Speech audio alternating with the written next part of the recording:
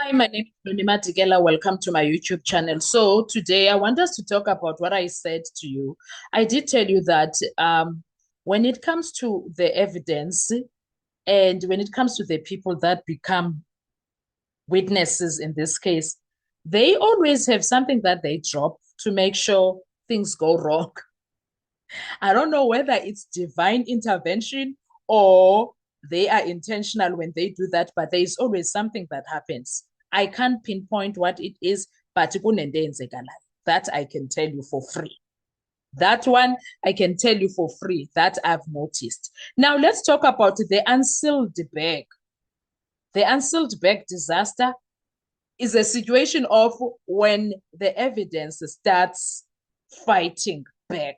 Okay, because my goodness, that's why I'm even saying maybe it's divine intervention. There is always that yonke case kasenzo. If you guys have noticed, there is always divine intervention when it comes to it, because isn't as a ezehlayo, you will always be like, how did that happen? How did they miss that? How can you say? Because I remember I was saying in the past few days that Mangena made sure I choose number three is gonna walk out on this case. He made sure of that. Okay. There is one rule in forensic evidence that never changes. If the seal is broken, the trust is broken too. Mm-hmm. If the seal is broken, the trust is broken, because a seal is not just plastic and tape. Mm-mm. That's not what it is. It is a guarantee that what went into that bag is exactly what comes out. But in this case, that guarantee is under attack because Mangena made sure it's under attack. I don't want to not say that. It's because Mangena made sure it's under attack. Because when the firearm linked to the Senzo Meyiwa case was fetched for ballistics, the courtroom heard something explosive, that the bag may, no, not may. He did not say it may. He says, I found it on an unsealed bag. And the moment that word entered the record, unsealed, well, pay juice, pay Danone, pay Toki. Mm. And that moment is very crucial, guys. The evidence stop behaving like evidence. Let's talk about why a seal is everything in this entire situation, especially in courtroom. In courtrooms, okay, let's slow all of it down because maybe, okay. Because this is where most people miss the power of this moment. It is very powerful, guys. That is why I say to you, Mangena made sure. Mangena made sure. I know this guy has nothing to do with this crime. Let's credit him for that. Mangena needs his credit. Ewana, whatever happens with him, but the goodness in him, the goodness of God that created him is in him here, because he made sure, okay, fine, I'm part of this. But what I will not do is to take a man that did not do this and bury him into something that he did not do. He made sure, guys, way before he went to court, he made sure that he saves, he preserves. I choose number three. I don't know if you know the power in that, or you feel or you hear the power in that. I don't think you understand the power in that. I don't think you understand. There is so much power in that, guys. Umangena gave I choose number three lifeline, because he knew I choose number three had nothing to do with the crime. He knew that. He knew I choose number three had nothing to do with the crime. It was not just unembeza nje. Unembeza wokuthi deep down he knew. That is the power that Mangena gave to case guy choose number 3. When police collect a firearm and store it, it is placed into an exhibit bag. The bag is sealed. A seal number is recorded. That number becomes the identity of that evidence. From that point forward, every moment, every movement must match that seal. If the seal is intact, the court can trust the journey of the entire evidence. If the seal is broken, missing, or unrecorded, the journey becomes very questionable. And once the journey is questionable, the destination cannot be trusted, Kesan. And that is exactly what Mangena made sure. Because I want you to walk with me. Mangena gave I choose number 3 a lifeline. Now let's talk about it when it comes to this.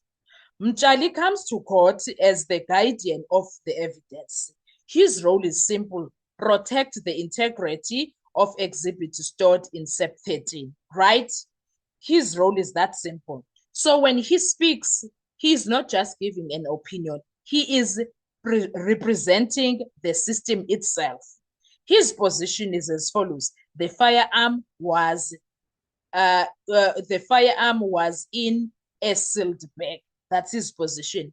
Ballistic would never accept an unsealed exhibit. That's Mtshali's position. That sounds powerful, right? It sounds powerful? Yes. That sounds like a standard procedure. Sounds like the system is intact, but then, defense will come and introduce a different version of Umangena. The arguments that are going to come out here are out of this world. When it comes to that, if Umalo is going to come and say Mtshali said, then defense is going to come and say, but Mangena said. Christian Mangena said. I know what Bobo said, but Christian Mangena said. A statement attributed to Mangena is read in court, and it suggests something that is very disturbing. That should shake the entire chain of custody. The firearm was received in an unsealed bag. When I say to you that Mtshali said what he said, yes, but when I say to you, Umangena gave a lifeline to I choose number 3, Nina ning believe. I think that is serious. Guys, please stop and think about it thoroughly. This is the moment everything changes, because now the court is faced with two realities. Witness Mtshali, claim yake is the bag was sealed. There is no way that ballistic can take an open bag. Umangena's statement city, the bag was unsealed. Both of them cannot be true, guys. They can't be true, both of them. If, let's say, we agree with Mtshali, the question is, why is Mangena saying it was unsealed? What is happening there? What is he protecting? Himself or preserving I choose number 3? At this point, we don't know. I think we should do an entire video about that. Guys, this is not a small contradiction for starters, right? This is not about memory. This is not about wording being put wrongly. No, this is about the condition of evidence at the exact moment it changed hands. And that moment is critical, because that is when the firearm leaves storage and enters scientific testing. If the condition at that point is unclear, then everything that follows becomes vulnerable. Now, if the system is going to be fighting with itself, Singobantin. Now, watch what happens. Mtshali says ballistic would never accept an unsealed bag, but the defense version implies ballistic did accept it, because that's what the ballistic person is saying. The ballistic expert is saying, no, I did. So now the system is contradicting itself. Either the bag was sealed and the statement is wrong, or the bag was unsealed and the procedure was broken. Either way, something went wrong. There is no third option. Now there is a concession that changes everything. Then comes the moment that gives the defense real power. Mtshali consists, there is no recorded evidence proving the exhibit remained sealed. My goodness. Let that sink in, Kesan. Because now we have a claim of a proper procedure, but no documentation to prove it. And in court, documentation beats memory every time. What the law expects is different with what you think you know. The law does not ask what usually happens. The law asks, what can you prove happened? So when a witness says this is how we normally do things, but the record does not confirm it, the court is left with doubt, and that's that. Now, let's understand why unsealed is devastating for the state. If a firearm is unsealed, anyone could have accessed it. Anyone could have altered it. Anyone could have replaced it. Now listen to this very carefully, please. The defense does not need to prove that happened. They only need to show it could have happened. And that if the state cannot exclude the possibility, reasonable doubt is born.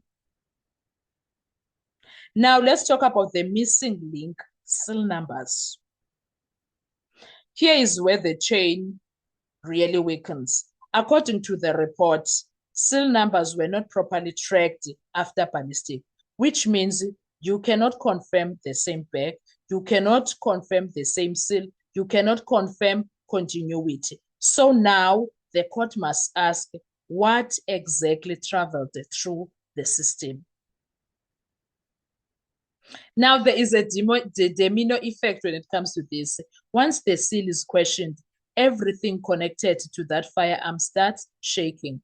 Ballistic results, chain of custody, police handling, court confidence. Because science can only analyze what it is given. It cannot verify the history of what was given. Now, the real danger for the state wants to say this gun killed Senzo Meyiwa, but the defense now will be asking, can you prove this is the same gun from start to finish? And that is completely different. That's a completely different battlefield, because if the answer is unclear, then the firearm stops being a weapon of certainty and becomes a source of doubt. Now, when evidence starts fighting back, there's nothing that you can do.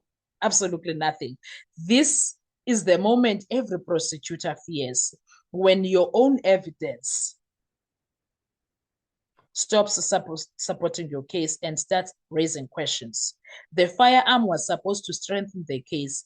Instead, it is exposing weaknesses in the chain. So now the courtroom is left with one brutal question. When Christian Mangena received that firearm, what exactly was in that bag? Was it the original weapon, a compromised exhibit, or something the court cannot fully trust anymore? Because in the end, a case is not built on what should have happened. It is built on what can be proven. And right now, the seal cannot be proven, the continuity cannot be proven, the certainty cannot be guaranteed.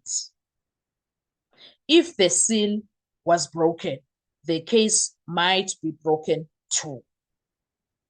What are your thoughts when it comes to all of this, guys? Let's talk in the comment section. I want to hear your views. Thank you so much. I will see you on our next video. Bye-bye.